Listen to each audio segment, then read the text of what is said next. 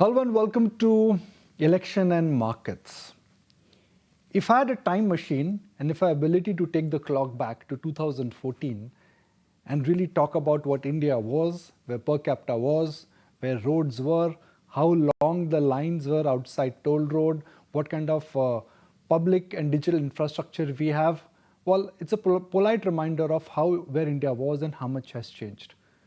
From fragile 5 to top 5, from being one of the biggest stock market in terms of market cap in the world now, record inflows by domestic institutional investors, comeback of the banking sector, new resilience in the PSU sector, and new themes like EV, energy transition and manufacturing. So India of today is strikingly different from India of last decade. But India of tomorrow, how different would that be? Markets always tend to get curious ahead of elections. Markets want continuity. If we get continuity, what should we expect in terms of what is called as India key decade? Now to discuss all that and much more, it's my real privilege to have Mr. Neelkanth Mishra of Axis Bank on ET now. Now, he needs no introduction whatsoever, but I can assure you that this is one interaction I always look forward to because I learn a lot from him. And I'm sure viewers would also like to learn a lot from him. Good morning, जी. कैसे हैं आप? Long time. बहुत बढ़िया, Nikunj. Thank you very much for inviting me again to your show. I also love our interaction, so look forward to the conversation. India of yesterday, India of today, and India of tomorrow. Where should we start with? गया कल, आज या आने वाला कल? I think even to understand where we are headed, we need to have some handle on where we've come from. And what we have done and where the platform of has been set for the growth in the next 3 to 5 years. And then, of course, the work that we do in the next 3 to 5 years will set the stage for what happens in the 5 years after that. Okay, so let's understand the monumental changes which, to your mind, which have happened in last 10 days. We all talk about digital infrastructure, better roads, more electricity, power 24/7. What, to your mind, are the 2 or 3 biggest changes which, in a sense, have impacted both productivity and India's growth? I think the most important is the change in aspiration. Remember, for individuals, for groups of people, for companies, unless you aspire, unless you believe in yourself, you will not even try to do things. And I think what has changed quite remarkably in the last 10 years is the change in aspiration. And the second most important is that the machinery has been set in motion.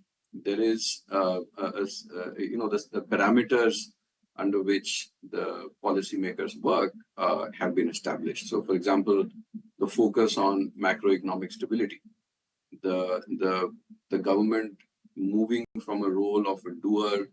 Of course, they're doing a lot of things on infrastructure where they must, but also on the private sector side to see themselves more as a facilitator and seeing the private sector as a partner.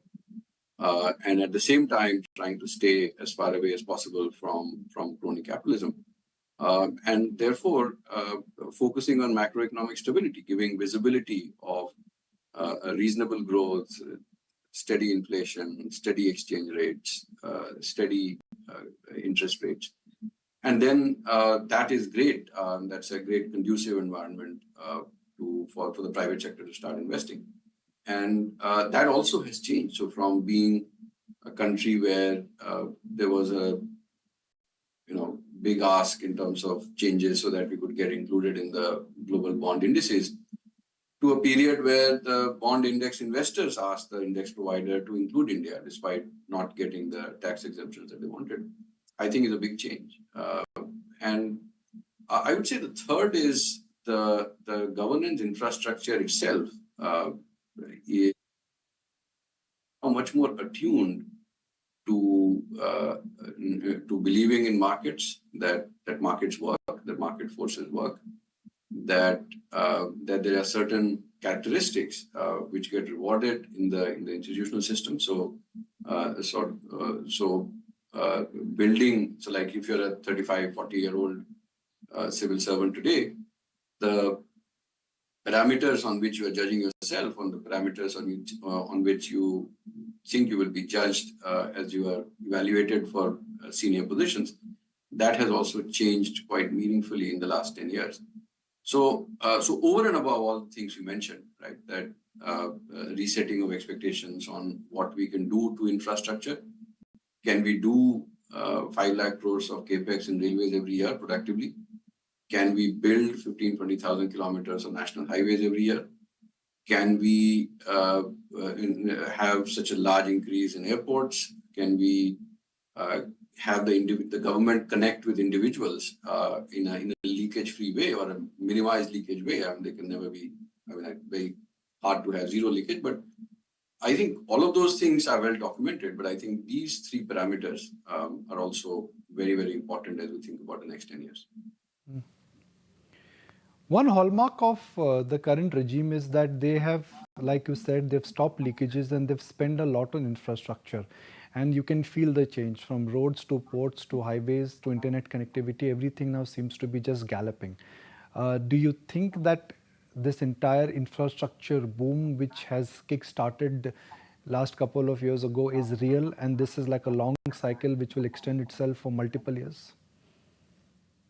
It will, but we need to keep resetting our aspirations. As I said, the turn in the real estate cycle, frankly, the downturn in real estate that we saw after 2012 was a very important part of the slowdown in the economy, where trend growth expectations slowed from 8 to 6.5%, to a large extent because of the slowdown in the real estate cycle. So the fact that the real estate cycle has turned, the fact that we actually have built a significant amount of road and rail infrastructure, airports are running, port capacities have expanded, power is available. So I think all of those changes are good and progressive. But as we think about what should be our work for the next 5 years so that the 3-5 years after that can also see similar growth, I think our priority has to be urbanization, and a significant amount of effort is needed in making sure that adequate funding is reaching the city governments as they build urban infrastructure. So if you think, for example, the Mumbai real estate market, the fact that, again, stamp duty collections have hit a new record, I think is partly because it was a 10-year downturn and finally, incomes have grown faster than real estate prices and real estate is more affordable than it was. So that's obviously a very important starting point. But at the same time, if you did not have visibility of the metro rail commissioning, if you did not have visibility of the coastal road significantly reducing transit times, if you did not have the visibility of the Atal Setu connecting completely open virgin landmass for development and for residential areas, you would not have seen the expectation that, or you would not have had the expectation that the real estate market in Mumbai can keep expanding. Now, how many cities in India are really doing that? Can we do that in the top 500 cities in India in a scalable way? Can we continue building this infrastructure in a dynamic way so that the real estate cycle doesn't fizzle out in the next 3 to 5 years because prices start going up too fast because supply cannot cope up? And so as we think about the areas of work, I think this should be a very major area of work. The second major area of work has to be, again, a further change in the way I think government works, where what we are seeing in a very solid way is the return of industrial policy globally. We have published research where China, in the last 2 years, as it has shifted investments away from real estate to industrial capacity, $1.5–2 trillion of additional loans have gone to for industrial capacity setup. And this is just the start, right? So in the next 3 to 5 years, in this same style, we could see very aggressive capex and industrial policy coming in from China. And the return on assets, on capital-intensive assets in China is already back to 2002 levels. It's quite possible it keeps falling. And imagine then what other countries have to do. So are our policies in place to counter that efficiently? We don't need to get overly protectionist, but at the same time, we need to be very agile in responding to this. Is our government structured in terms of organizational structure? Is it ready for this type of a global economy, which is very different from what we saw from the early 90s to, say, around 2015-16? So there are several new challenges that we need to cope up with. We also need to, and that's the last point I'll make on this one, the path that you take both of us have kids the same age. I mean, the way kids go from 0 to 12, 13 is different from what the kids need from 13 to 18. And then after that, of course, they're kind of on their own. But similarly for the economies, as you go from low income to middle income, there is a certain path. There is a certain economic model which is most productive. But as you start thinking about how to go from middle income to upper income, the business models, the economic models need to be very different. So you need to become much more research focused. You need to have risk capital flowing in through the system. Companies need to be doing a lot of R&D. The government needs to improve the quality of regulation. The government needs to improve investments in pre-commercial R&D. So there's a lot of work that needs to be done so that the future path of growth is also cleared up and we can sustain this momentum over the next 20-25 years. Okay, let's connect markets and the economy. If one looks at, let's say, Modi 1.0, it was more like repair which was at play. Banks had to be fixed, power sector had to be fixed, leakages had to be unplugged again. Then Modi 2.0, where government infrastructure spending was large in railways, in ports, in the power sector. How do you think Modi 3.0 would be different? What do you think would be the standout feature of next 5 years? Frankly, here one needs to be a bit prescriptive in the sense that we don't really know what the government is going to do. So what you can at this stage be a bit prescriptive and kind of lay down a wish list. And I think there are several changes that perhaps are necessary. So, for example, say GST is now settling down, and we saw a record month. The effort should be to simplify the GST structure further. There are anyway some changes needed because of the compensation cess. The need for that is not there, so that has to be somehow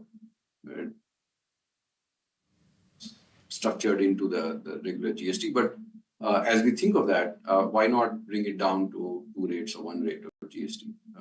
And that will be a bit disruptive for the economy for a few quarters, but I think in the longer term, it will be much better. I think there are a lot of changes that perhaps are needed to direct taxes, because tax compliance in India is improving. Tax to GDP ratios for personal income tax were rising at 5 basis points a year from 2000 to 2018-19, and then since then by 20 basis points a year. But there is scope for it to increase further. The pace at which we sign advanced pricing agreements for corporate taxes, if not track foreign firms, if India as an economy has to open up further, I think all of those changes need to be made. In addition to some of the things I mentioned in response to your previous question, which were how do we speed up in urbanization so that we can sustain growth in providing good quality housing to all Indians? How do we manage the transition towards making India a product nation? How do we make India a hub of innovation? And at the same time, cope with the industrial policy changes that are happening the world over, so that our policies and our governance infrastructure is capable of responding rapidly and then quickly to some of the changes that are happening globally. We all understand the word EMI, but let me use it from a market standpoint. E stands for energy transition, M stands for manufacturing, I stands for infra. These are the themes markets are clearly excited about. So from a market standpoint, which theme to your mind is going to become big to mega, and where to your standpoint stock prices are not pricing in already 3-4 years of future growth? I would say that energy is a big problem area for us, right? And it will be for the next several decades. We are trying to do what very few countries have done, which is grow from low income to upper income without controlling our own sources of energy. So we've not, I mean, other than renewable energy, which frankly, I mean, we have a lot of sunlight, we have a decent amount of wind. We should be doing a lot more, and we are. But at the same time, not every type of energy consumption can be converted into electricity, and not very quickly anyway. So energy is going to be a huge challenge for us, and therefore a big opportunity for entrepreneurs and businesses, and therefore for market investors as well. I think the second is just construction. So while I think on the real estate side, I'm very constructive. I think the real estate cycle has already been on for the last 2 years or so, and my sense is when these cycles turn, they don't end very quickly. So what we've seen so far is a sharp increase in sales, but I think construction needs to pick up going forward. And therefore, we are very bullish on the inputs to construction. Some are late cycle construction, so the cables and wires and the paints and the furniture would come in later, maybe sanitary ware as well. But in the cycle that is yet to play out, and the natural inclination to start buying real estate stocks because real estate is going to do well, I think has some flaws, because most companies have limitations in how fast they can execute. And in fact, you would reward companies that are being careful and relying to only take on as much as they can execute and not try to expand too fast. But so on the real estate stocks themselves, I'm not sure if there is yet more upside. But on things that go into construction, yeah, those things can scale up faster, and there I would be a lot more constructive. What role do you think global economy would play in this perfect Indian scenario? There are three ways in which three major ways, of course. As India grows, we need to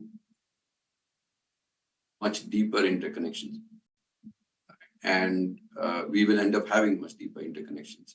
As you grow bigger, you necessarily have to become more integrated with the global economy. So it'll be very hard to make it more internal. The good thing is that if our real estate cycle is turning up, the world's real estate cycle is stumbling, then growth should be better in India than abroad. But the three main linkages are one on the capital account side. So at some point, and you saw the Fed overnight bring down the pace of quantitative tightening, it was better than what the street was expecting, which is why financial conditions have actually eased. So instead of saying $30 billion reduction, we talked about $35 billion in quantitative tightening.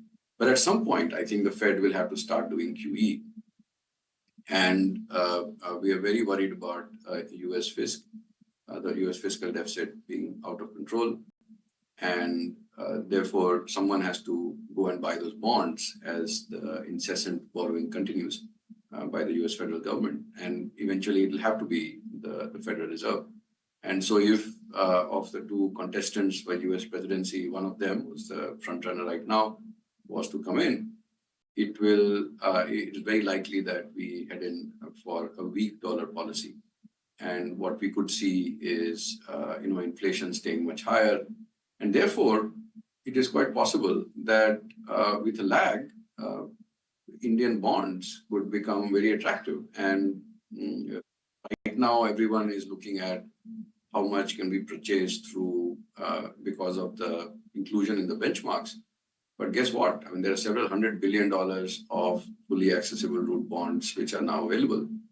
And for most foreign investors, India, given its focus on fiscal discipline, very visible, very predictable growth over the next 4 to 5 years, reasonably stable currency, the bonds can be actually very attractive. And then it is possible that the central bank then struggles to retain control of the monetary policy.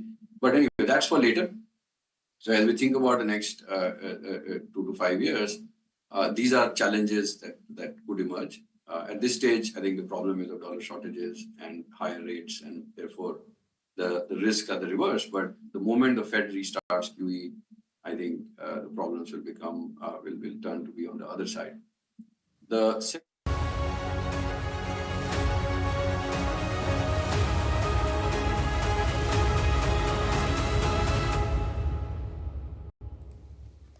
All right, there you have it. That's the word coming in from Neelkanth. If you like this video, then like, share and subscribe to ET Now.